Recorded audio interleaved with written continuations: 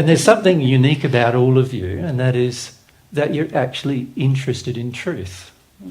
Yeah? That's a unique thing. I don't know how you find it in your personal lives, but it's pretty hard to find people interested in truth, isn't it, on earth?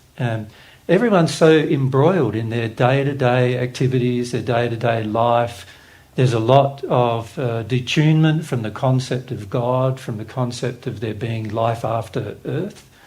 And so people are so focused on living their life here, very little focus on what's going to happen in their future, and very little interest in the subject for the most part.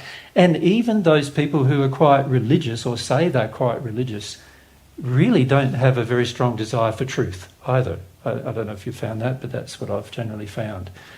So it's interesting that you, as a group of people, some of the few people obviously that are at the moment interested in God's truth, which is a wonderful thing. Yeah. Yeah. And it's something that we'd like to share more of with you over the next 3 days.